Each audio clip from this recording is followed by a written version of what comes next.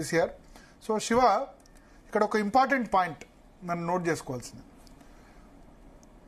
ఇప్పుడు మొన్నటి వరకు కూడా కేంద్ర ప్రభుత్వం జమ్మూ కాశ్మీర్ ఒక రాష్ట్రం ఉన్నదాన్ని ఆర్టికల్ 370 రద్దు చేసి జమ్మూ కాశ్మీర్ వేరు, లడక్ వేరు అని రెండు కేంద్రపాలిత ప్రాంతాలు చేసింది. జమ్మూ కాశ్మీర్లో అసెంబ్లీ ఏర్పాటు చేసింది.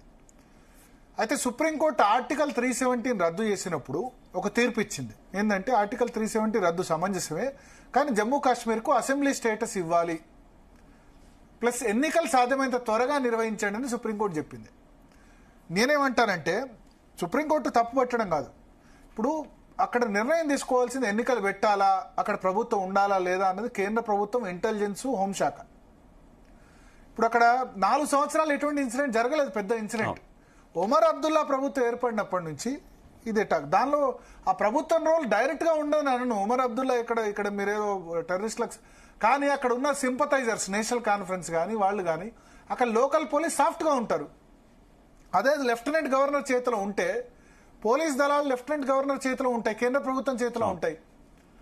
మీరు ఏమన్నా జమ్మూ కాశ్మీర్ లో అయితే నేషనల్ కాన్ఫరెన్స్ అధికారంలో ఉంటుంది, లేకపోతే పీడీపీ అధికారంలో ఉంటుంది, మహబూబ్ ముఫ్తీ. ఎందుకంటే అక్కడ ఉన్నాయి 90 సీట్లు.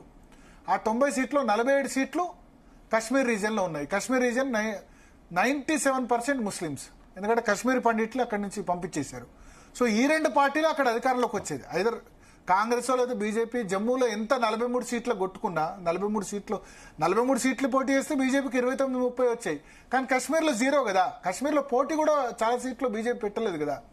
ఇన్ఫాక్ట్ కాంగ్రెస్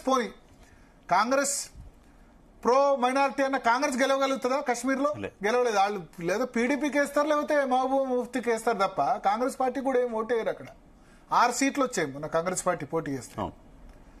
గులాం నబీ ఆజాద్ అంత పెద్ద నేత అయినా ఆయన జమ్మూలో పోటీ చేస్తాడు తప్ప అక్కడ పోటీ చేసి గెలవలేడు కశ్మీర్లో. సో అసలు ఎందుకు ఉండాలి అక్కడ ప్రభుత్వం?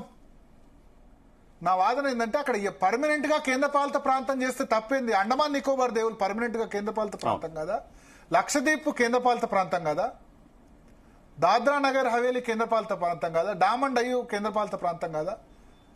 ఎందుకు అక్కడ ఎన్నికలు పెట్టాలి? ఎందుకు ప్రభుత్వం ఉండాలి? ఇవన్నీ ఇప్పుడు భారతదేశంలోనే ఇవన్నీ భాగాలు.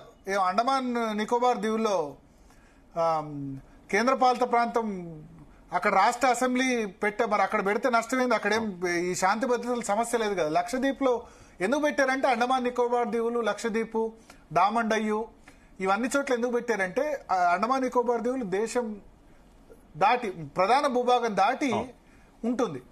సో అక్కడ ఏర్పడిన రాష్ట్ర ప్రభుత్వం మేము ప్రత్యేక దేశం కావాలంటే అనే ఉద్దేశంతో రాజ్యాంగ నిర్మాతలు ఊహించి దాన్ని కేంద్రపాలిత ప్రాంతం చేశారు. ఇప్పుడు కశ్మీర్లో ఉన్న ప్రత్యేక పరిస్థితి దృష్ట్యా అక్కడ కేంద్రపాలిత ప్రాంతం ఉంటేనే లాభం. కేంద్రం చేతిలోనే ఉండాలి లా అండ్ ఆర్డర్. ఇప్పుడు లోకల్ పోలీస్ రాష్ట్ర ప్రభుత్వం చేతిలో పోతే ఎటువంటి పరిస్థితి తయారైంది? అలాగే మరో డౌట్ కూడా వస్తుంది సార్ ఈ ఘటనకు సంబంధించి.